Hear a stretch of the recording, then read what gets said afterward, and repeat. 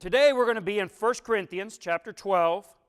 We're going to look at the entire chapter. We're not going to read the whole chapter, but this is going to be based on the entire chapter. This is the chapter that deals with the gifts in the church. It's a very important chapter in the New Testament because it's the basis of how we view the church. And it's interesting in that Paul uses a very extended metaphor to talk about the way we should look at the church, how the church is viewed and how it operates. And that is the metaphor of the body. We're going to read a few verses. We'll start from there. It says, "Now ye are the body of Christ, and members in particular. And God hath set some in the church, first apostles, secondarily prophets, thirdly teachers, after that miracles, then gifts of healings, helps, governments, diversities of tongues. Are all apostles? Are all prophets? Are all teachers? Are all workers of miracles? Have all the gifts of healing? Do all speak with tongues? Do all interpret? But covet earnestly the best gifts, and yet I show unto you a more excellent way." So here Paul uses this metaphor for the church, which is that the church is a body. Now, this idea that the church is a body is much more than just a convenient analogy or a convenient metaphor.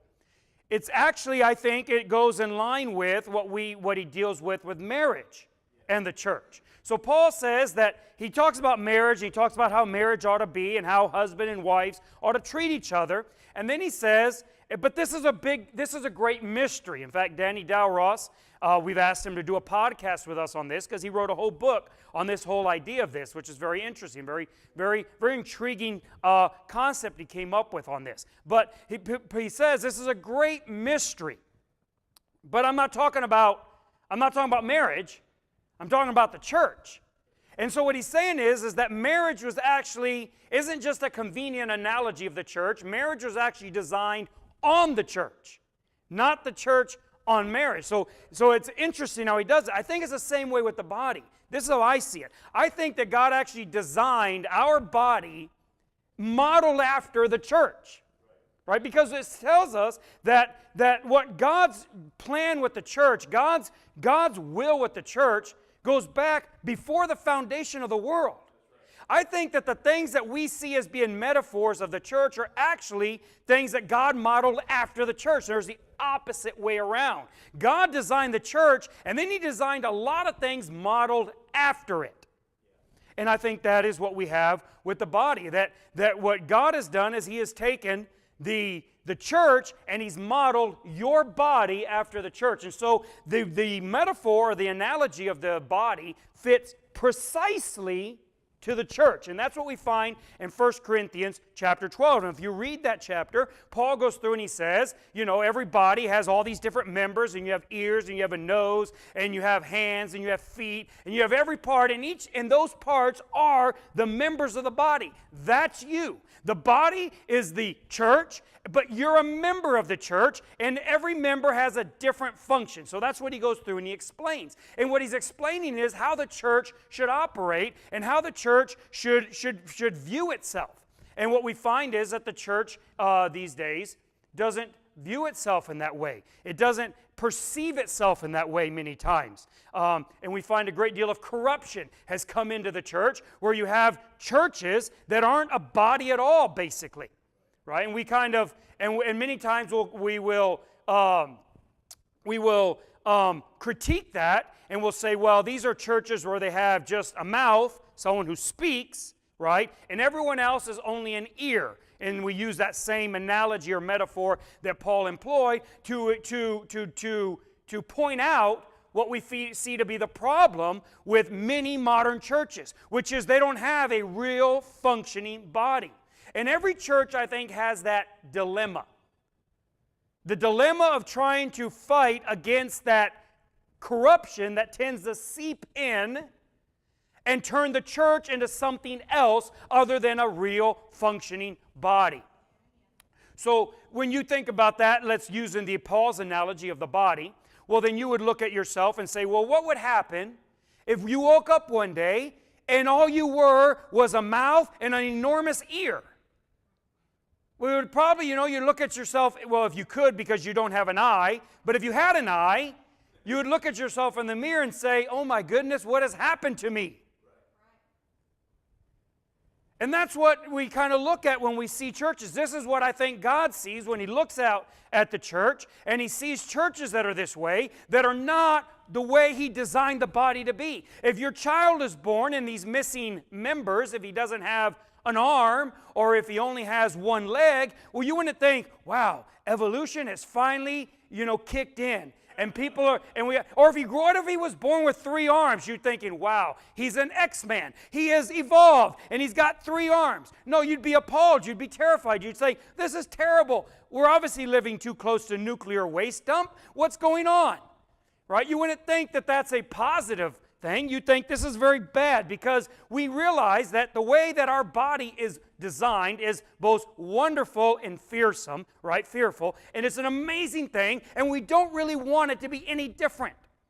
It may work in superhero movies, but when your child is born, you're actually not looking for him to have a 3rd eye in the middle of his forehead. That's not a good thing. That's not something you think is a positive development. And so when God looks at the church, He expects the body to be a certain way. He's not looking for mutations.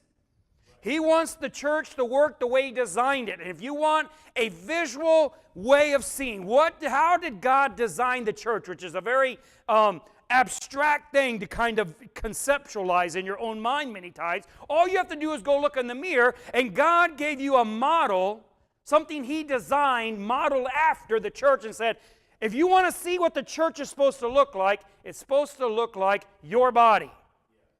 It's supposed to have a certain amount of balance and symmetry, right? So that you're not falling over. You wouldn't want one leg that's 3 inches longer than the other one. That makes it hard to walk through narrow doors, right? Because you're leaning over all the time. You don't want to have, one eye that's 3 times bigger than your other eye. None of these things are what you want. So you want a deal of symmetry to it, but you also want a deal of diversity with it. You don't want to have 2 identical hands, right? Because then you'd have 2 right hands or 2 left hands. It's very helpful to have hands that are opposed, right? They're very similar and they're symmetrical, but they're also diverse. Now, you right-handers don't know much about that, because right-handers are like handicapped. You might as well just cut your left hand off. Right? It's funny to me how right-handers make fun of left-handers. You need how to use your right hand. I don't know if you know this, but in construction and in carpentry, all tools practically are left-handed tools. Saws are left-handed, tape measures are left-handed.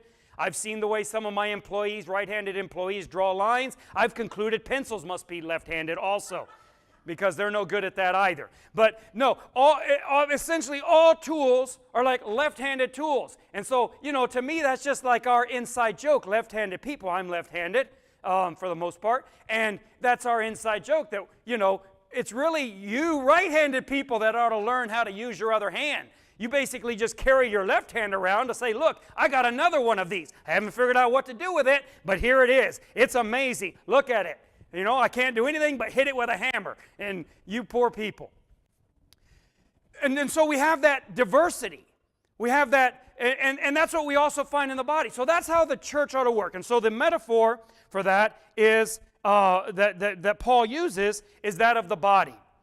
It's the best analogy there is, because I actually think, like I said, that the body was modeled after the church, not the church after the body. And I don't think it just happened. God said, oh, look at this. This is very similar. I have the church, and it looks a lot like the body that I made. No, what he says is, look, I designed the church, and then I made people where they are, each one of them can look in the mirror and see what I wanted the church to be. So if you ever have any question, what should the church look like? Does the church look like it's supposed to look? All you have to do is go look at yourself in the mirror and say, nope, it does not it is not working the way it's supposed to work. Or yes, it is working the way it's supposed to work. It's such a simple litmus test he's given us. I mean, it really is simple. And Paul goes through the entire chapter of 1 Corinthians 12, driving that point home. It's very interesting in that Paul generally doesn't do that on an entire chapter. I mean, he goes into all kinds of things, but on this, the entire chapter is to drive that point home. However, I think there's another way to look at what he says here and kind of pull it out of the body metaphor, which I think we've heard a lot of, and we tend to gloss over some of the details that I think are salient. And so I want to look at it from a different metaphor, not as good a one. The body is the best one, but it serves a purpose to highlight a few things. And so the metaphor, the analogy I want to look at is the analogy of a game. Now, I don't mean this by a game like playing Monopoly necessarily, but more like game theory game, right? Things we do in competition, things we do in not only competition, but also in working together. So in games you do that. In a game you compete with people, you play against people, you play with people, and that's how game is. And you can look up this and read about it more, and I'm not going to go really into that in great detail, and you may find some logical missteps where it's not exactly game theory, but I want to look at it as saying the church as a game, and it's a game we all play. And if you're a Christian and you're here today, you're playing that game. You're playing the game of the church, right? And I think it's the way to look at it. I think it's valuable, like I said, in context of this chapter of 1 Corinthians 12, because it's going to highlight some things that I think that churches have overlooked in what he's saying. Now, Paul makes these points in connection to the body. But to me, it doesn't pop the way it does when you look at these same verses, these same concepts, from the concept of a game and using that analogy. So let's get started on that, and we're going to start with sorry about that. We're going to start here with this premise, and that is anything that is of value produces a hierarchy. That means any activity you do that has value to it is going to produce that, a pyramid. Meaning that some people are going to be better at things than other people are. And anything we do that is of any use is going to produce that. So it doesn't matter what it is. So it could be playing a sport. So if we design a game, like they came up with the game of soccer or football or baseball or whatever game, there's going to be a few people in the world who are going to be exceptionally good at that game. And they're going to go to the top. And there's going to be a lot of people that are exceptionally bad at that game, the majority of the people. And they're going to stack up at the bottom. And then you're going to have people that are a little better, and it goes up, and it turns into like a pyramid. And a lot of people think, well, hierarchies are bad. Especially in church, we tend to have that view. Those of us, like that's Laodicean, that's the doctrine of the Nicolaitans, that's hierarchical. We don't want hierarchies in the church. You cannot avoid them. You cannot avoid hierarchies in any activity that has any value whatsoever. If it's cooking, you're going to have one person who is really good as a chef, and they're very good at it. And other people, no matter how hard they try, will never be as good as that person can be, because they just have a talent for that. If it is carpentry, if it is neurosurgery, if it's art, if it's painting, if it's photography, if it's mowing lawns, it doesn't matter what activity we're talking about. Some people will be very good at it, very few people will be very good at that activity, and everyone else will cascade down to the point where they're no good at all at it. It's also that way in the church. So what is the game we play in the church? And that's the question that we would ask. What is the game that we play in the church? Well, we play a lot of games. For instance, it might be missionaries. And some people are going to be very good at that. Now, I was a missionary for a lot of years, and so I saw a lot of missionaries in my life. When I first went down, we were the third family to go out of Oakno. It was Bill, and then it was Dale, and then it was my dad. So we were the third family down there. Shortly after that, like 20 people moved to Mexico, or 18 families. They all lived basically on one block. It turned into like, you have Little Italy, we had Little America, and we all lived on one little block in that town, and it was like 18 families and everyone. So I got a chance to see a lot of variety of missionaries. And some were very good, and some were not so good at it. Now this is not any way to be perceived as a negative critique. This is just the natural tendency, the natural result, I should say, or consequence of any activity that holds value. Some people are going to be better at it, better suited for it, better motivated for it. They're going to work harder at it. There's a lot of reasons why, but they will be better, and they'll rise to the top.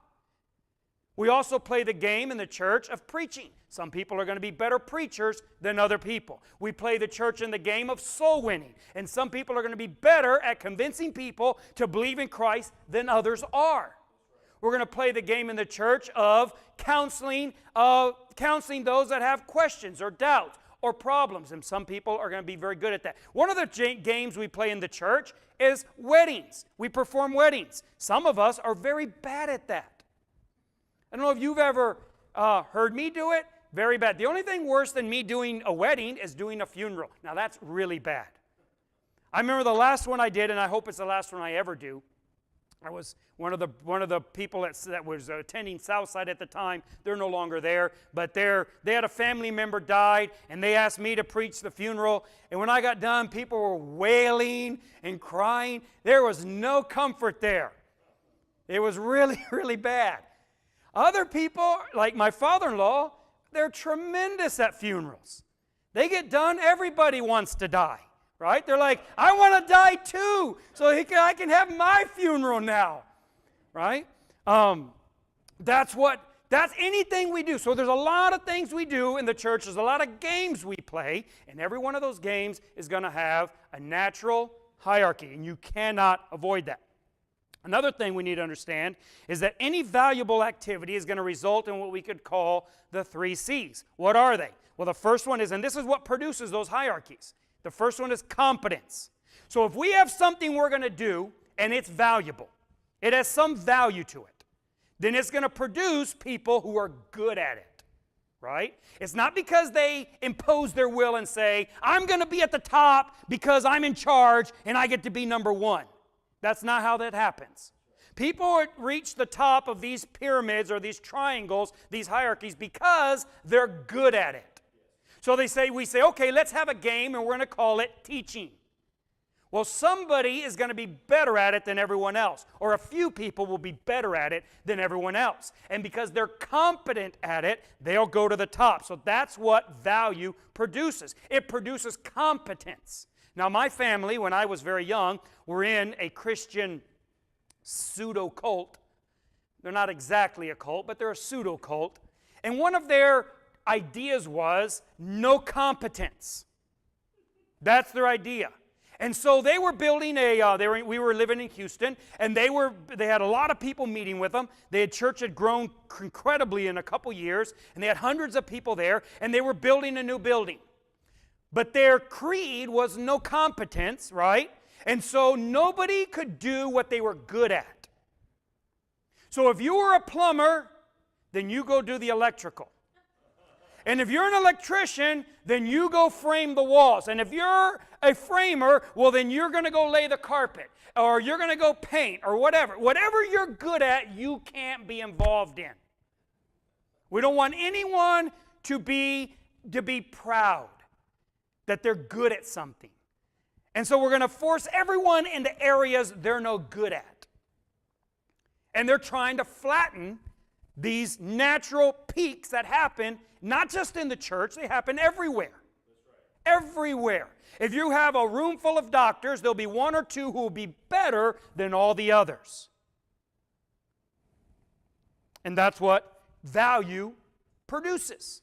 Anything of value produces competence, and it produces competition. You're going to have competition between those who are good at something. That's normal.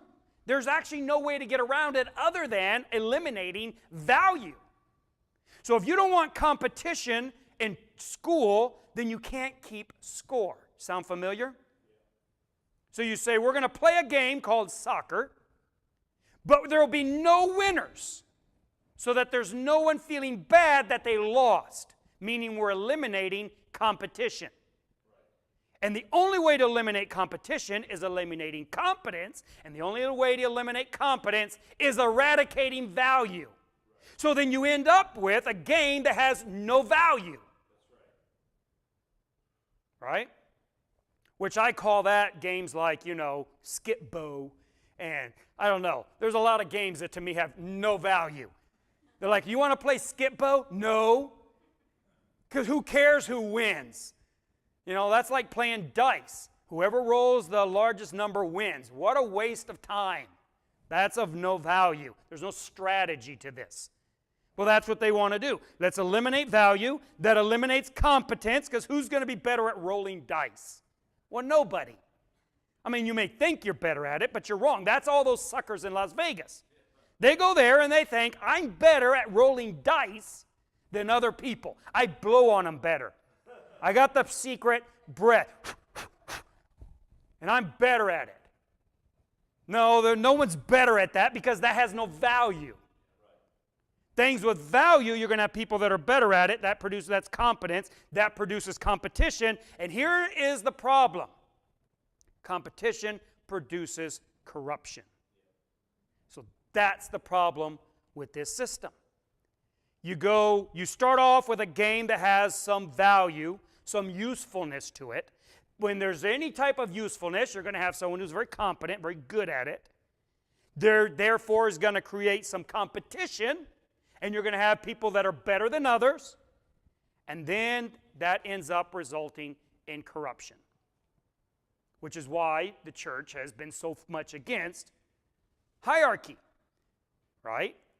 Not just hierarchy in activities, but specifically as it manifests itself, hierarchy in leadership. And so we look at the Roman Catholic Church. It has a pope, and then cardinals, and then archbishops, and bishops, and priests, and so on down the line. And they have this triangle, and at the top you have the pope, and we say, that's wrong. They have a hierarchical structure, and so they say, we're not going to have any hierarchies in the church, because we're against hierarchies. We're against these games that result in corruption because of competition, because of competence, because of value. You see the problem with eliminating them. The problem is, to eliminate the corruption, you have to eliminate the competition, and to eliminate the competition, you have to eliminate the competence, and to eliminate the competence, you have to make it of no value.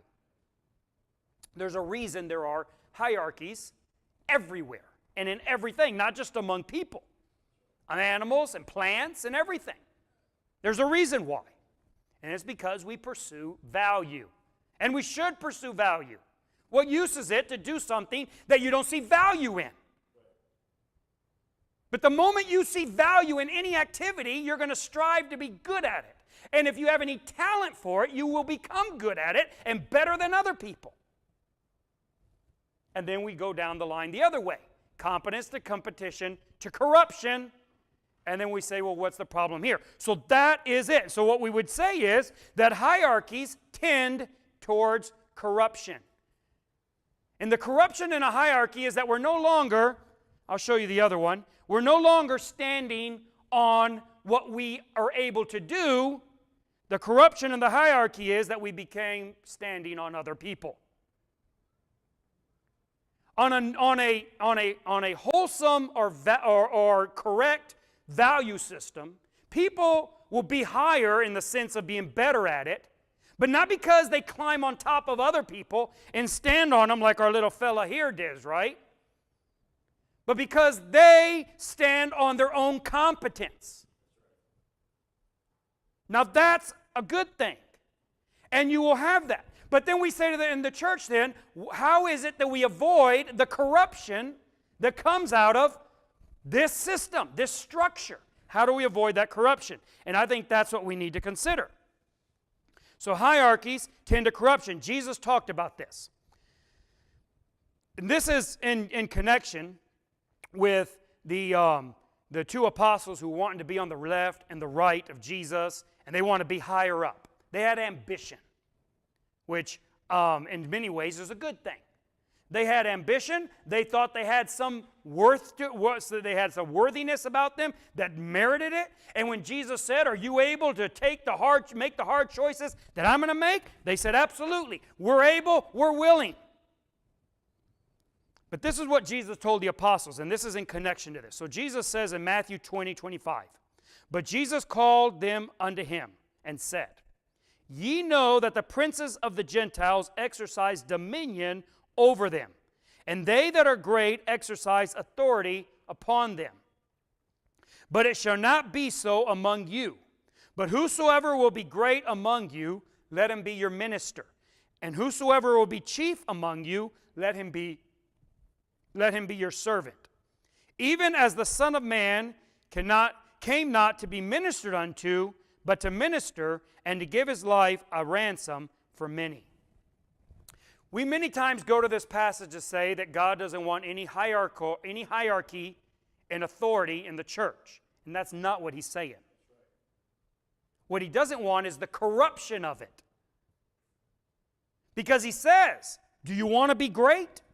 There's nothing wrong with wanting to be great. There's nothing at all wrong with having the ambition of being really good at something. I actually think it's wrong to not want to be good at something. Paul said that we should desire the better gifts. We should covet them, he said. It's the only time I can think of where the Bible tells us to covet something. Everywhere else it's not to covet. Don't covet. But here Paul says, covet the better gifts. So wanting to have something that you see as better, as greater, as having more value, as giving you the opportunity to offer greater value to others, that's a good thing. Jesus is not saying you shouldn't want to be greater. That's right. He's saying you shouldn't want to be greater the way the princes of this world want to be greater, which is the kings and the princes of the world. Their hierarchical structure is not based on competence. Nobody is a king because they're better at kinging. That's right. They're a king because they were born from a king. That's right. It's called the divine right.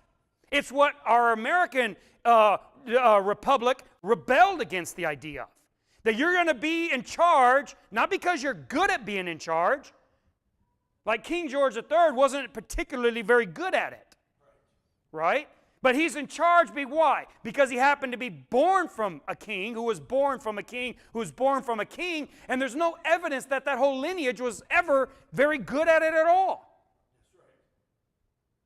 That's what Jesus is talking about. These people that assert dominion, authority, not based on their ability to govern, if government is the game that we're going to play, because that's also a game you can play. You can play the game of who's in charge. Who is governing the church? We call them elders. That's their job. The Bible says that the elders that govern well should be held in double honor. But you notice what the requirement is. They can be better than other ones based on their competence. Right? Same way if the game is preaching. If the game is preaching, then we say, well, who's going to be greater? Well, those that do it better.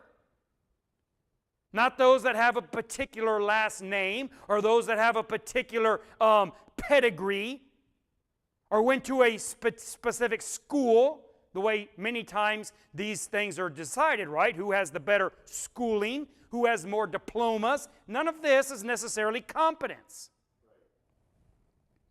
And so what Jesus is saying is, if you want to be great, there is a path to greatness that is not corrupt.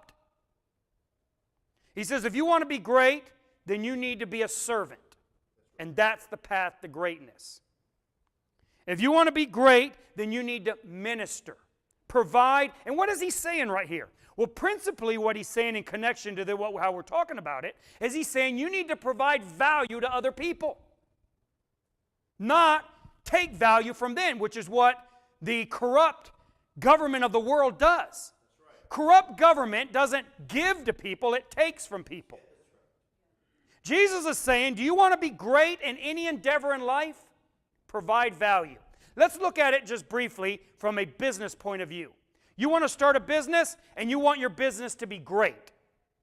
I would hope so. Otherwise, the option of that is bankrupt. Which if you're going to do that, then you can just not start a business and you're right there, you're already at the end. You just leapfrog to the end and just don't even bother starting it. No, you start a business for the idea of, I want to be great. I want it to be a great business. How do you achieve that? How do you, what would be the criteria? Well, the criteria of a great business is a profitable business, right? That is how you judge a business.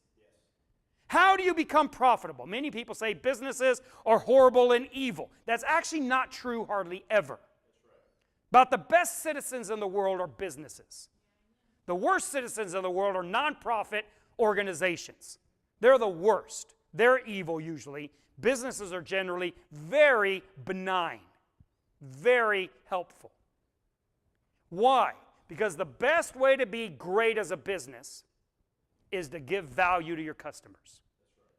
When your customer comes and buys your product and gives you $10 and you give them their product, the best way to be profitable is for your customer to think that they ripped you off.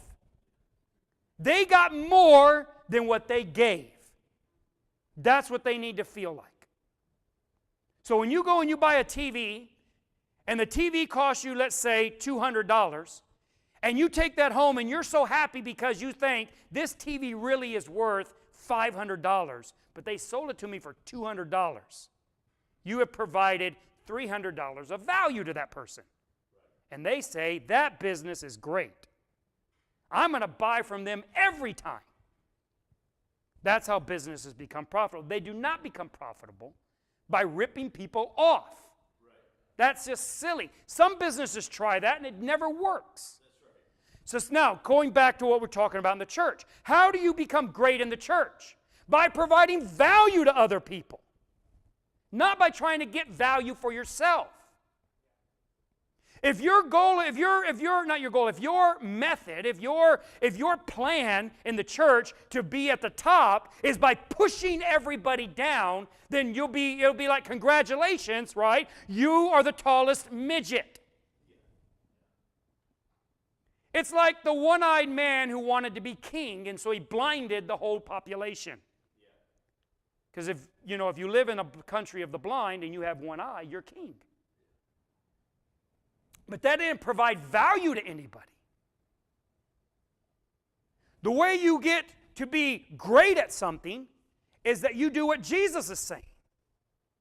You serve, you minister, and then you get to be great. Now, we all like to, we tend to go away from that. Go, oh no, that would be terrible to have that ambition, to be great. No, you should have an ambition of being lousy, of being nothing. Wonderful. You need to go find a church where they want a whole group of nothing. We want everyone here to be great. That's right. Great. Not mediocre. Every one of you, we want you to be great. And we want you to be at the top of the pyramid. Every one of you. Because that means you have provided, if it's not through corruption, then you have provided value to everybody.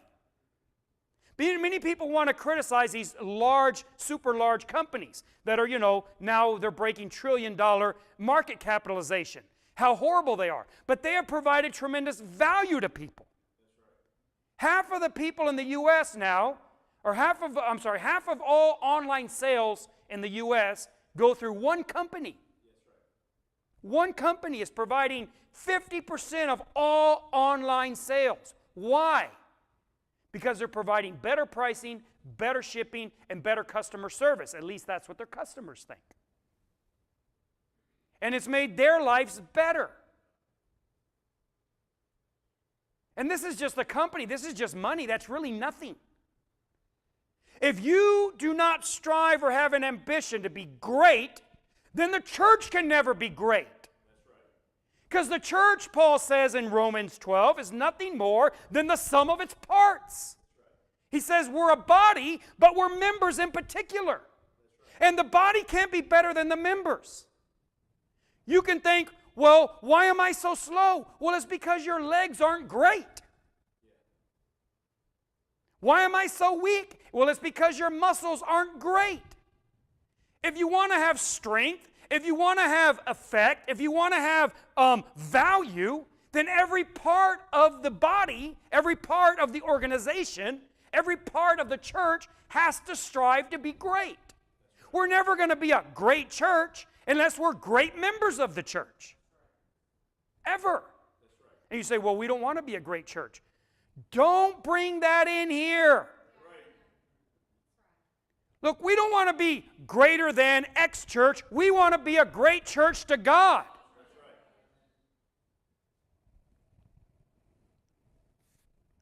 And how do we achieve that? It's not through competition and certainly not through corruption, but it is through competence.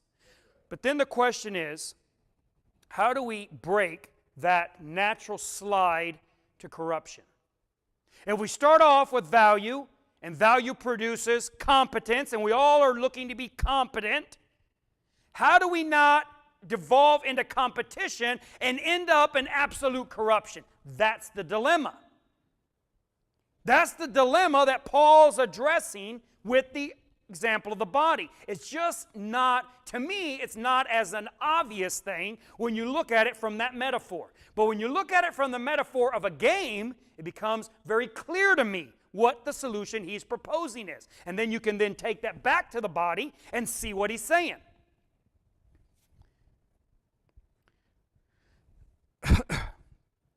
And so what he's saying is that the church must be a game of games.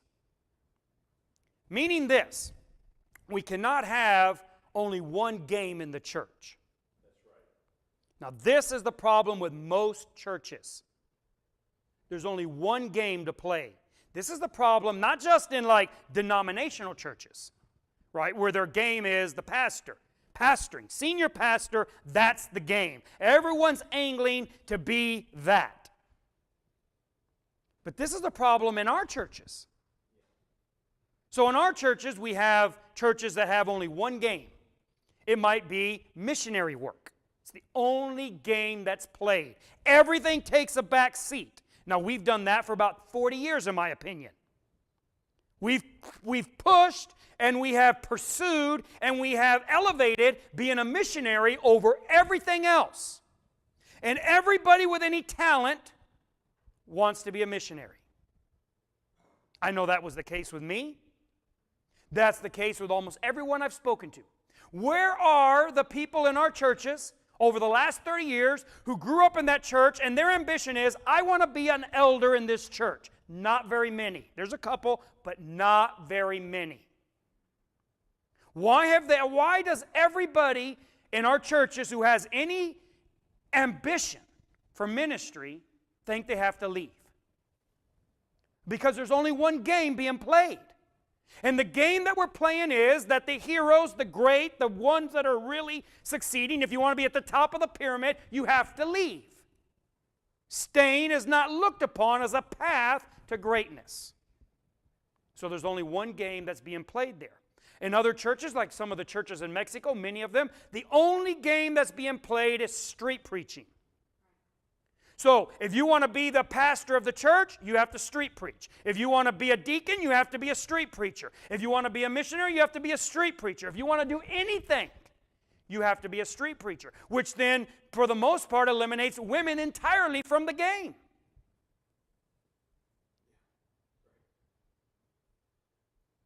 These are churches that are meeting in the open air. They don't even have a building to mop the floor, so they can't even play that game. As if anybody would want to play that game, but you know. We can't even play that game in the church. And so women are entirely eliminated completely from achieving any measure of greatness themselves. Because there's only one game to play.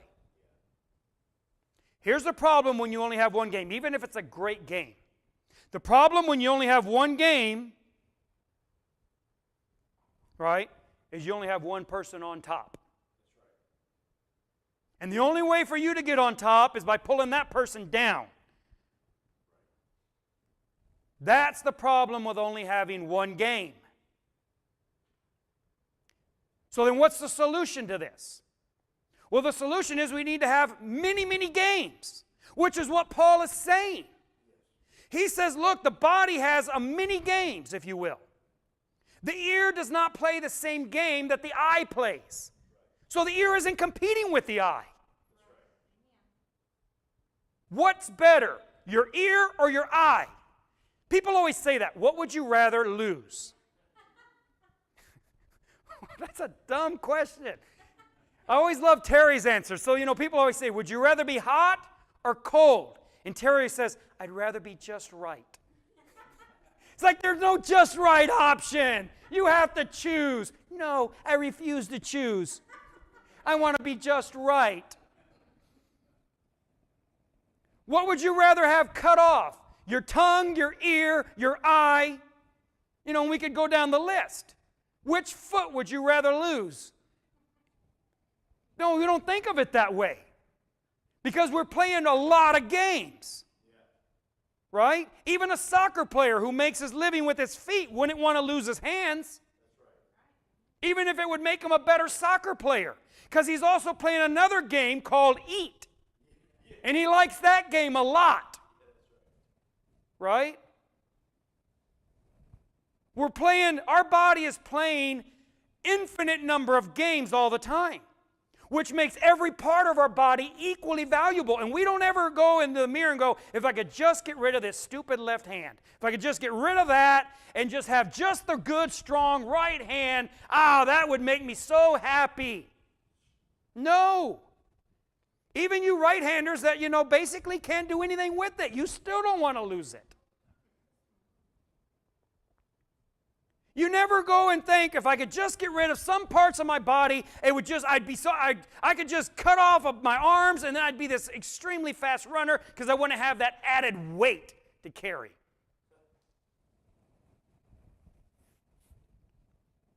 No, what we do is we say, no, we're playing many more games than just that. And so we need every part of us because they're involved in other games.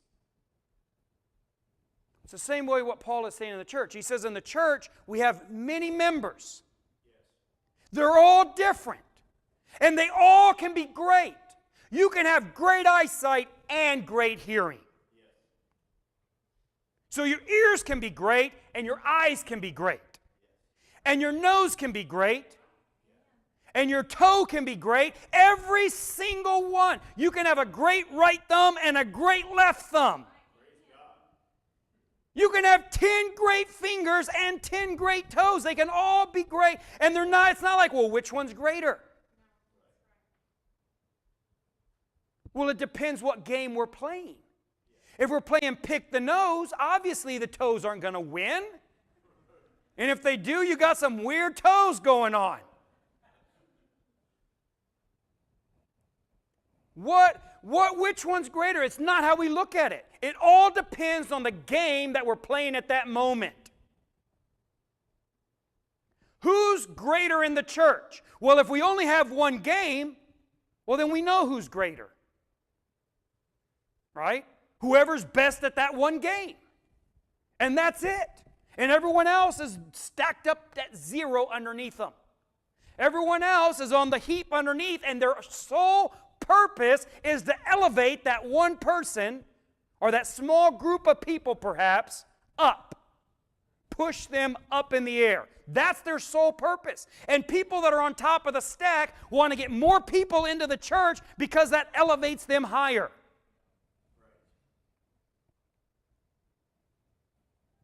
So what do? We have to produce more games. This, what I'm doing right now, cannot be the only game in the church. Door knocking and street preaching cannot be the only game in the church.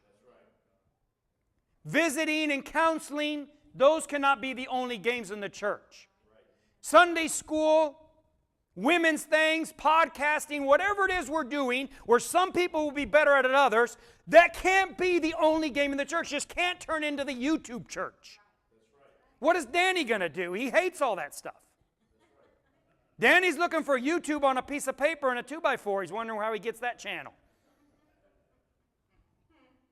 No, we can't have that game. The only game in the church can't be eating all the donuts. I mean, we know who will win that game. Oh, stop it. Why do you think they two stand in the back so they can be the first ones in there and hit the tables? I mean, it's obvious. Tremendous competence back there. We have to have more games. This is what the open meeting is about. The open meeting isn't where everybody can preach. That is not the open meeting. The open meeting is where everybody can play their game. That's why he says in the meeting, some will have a song, some will have a prayer, some will have an interpretation, some will have a prophecy, some will have a teaching. It's not everyone has to preach. You say, well, I can't participate in the open meeting because I'm not a preacher. You don't understand. The open meeting is the game of games. The game of the open meeting is all the games that can be played. You can get up and do a little skit if you want. Maybe you have some talent for that. And so you write a little script and you do a skit and you come up here and you say, we're going to perform this skit or we're going to perform this play. And that's what we're going to do in the open meeting. It is the game of games in action. Because that's what the church has to be. The church has to be a game of games. That way everybody can reach the top of their game. How can you be great if I make the game? I'm going to set the game to be you have to preach 5 minutes in English and then 5 minutes in Spanish, then English, Spanish, English, Spanish, Spanish, Spanish, English. I will win the game. I don't even have to try hard. Well, that's what the corruption is. The corruption is that the people at the top set the game and they flatten all the other pyramids, all the other games, they squash them. They eliminate them. So their game is the only game. So that they're the only ones that can be great. And that's the corruption that Jesus was warning us against. The corruption that Jesus is warning us against is people whose goal is not to provide value to the church, it's to rule the church. To exercise lordship, he says, over the church. And they do that by squashing anything that could compete with their game. So many games is an antidote to corruption. That's how we solve the problem. How do we solve the problem with one person being the Lord over the church? By playing infinite number of games. So that means that you might be really good at YouTube videos, and you're going to be at the top of that one. And someone else is going to be really good at knocking on doors, and they're going to be at the top of that game. And you're going to be good at teaching, or at Sunday school, or at teaching the kids how to do these skits and putting on these plays and things. That's going to be your game, and you're going to be good. You're going to find out, hey, I'm good at this, and you'll be at the top of that game. And everyone's going to have a different game to play. And what happens is that the base of those games become less and less as those people filter out and find games they can get to the top of. That's right. And you know what you eventually end up getting at the end when you hit your ideal mark? There's only one person in each game, basically, or one small group, the ones at the top. That's right. And there's nobody underneath them. That's right. That's the ideal. That's right. And that takes basically as many games as there are people. That's why when you look at the list of gifts, Paul goes through and he gives them, and they're just long lists of them. One of the very interesting ones, and this is kind of an aside, is that there is a gift of giving. Now, this doesn't mean that you're better at putting an envelope in the box. I'm not sure that's much of a game. That's really like throwing dice, right? That's not really much of a gift. What he's talking about is you have an ability to make money and you know how to use it. This is why designation is important. If you're good at making money, you should not be just throwing the dice into the box. You should be administering money in the church. Because churches are horrible with money. I mean, horrible. So that's one of those. But there's tons of them like this. Crazy games that you never knew existed. In fact, you can make your own game up. Did you realize that? People come to me and say, what should my ministry be? Ministry is your game. What should my game be? Make up your own game. You can devise your own game based on your own abilities where you can be at the top of it. That's right. And that's legitimate. It is. It's what we all should be looking at. Quit trying to model yourself after what you think is traditional ministry. Look at what God made you, like Stephen preached a week or two ago. I forget how long, I think it's 2 weeks ago, where Stephen did the Sunday school, and he talked about how we have that one calling, the calling that's from your mother's womb. What is that? That is that God, He made you equipped for something. That's right. He put in you gifts and abilities. That's your ministry. So, very quickly to finish, what do you need to do? You need to find your game. You need to pursue competence in that game. And you need to achieve profitability. That's what Paul says in 1 Corinthians chapter 12. The gifts are given for you to profit withal. That's right. That's what they're given for. For you to achieve profitability in the church. And you think, well, I'm not very profitable, I'm not very useful. It's because you're in the wrong game. That's right. You're trying to be the wrong member of the body. The church is a body. We're all members of it. And we're supposed to work together. And the way we do that is by each having our own abilities and pursuing them. What is your game? That's right. What game are you playing? And if you don't have a game where you can be good at it, if you're in a game that you're no good at, you should find a game you're good at. And if you can't find one, make one up. That's right. To where little kids are great. Jesus said we should be as little children in the kingdom of heaven. And this is one of those things where little kids are great. You don't have to give them a game. They just make them up.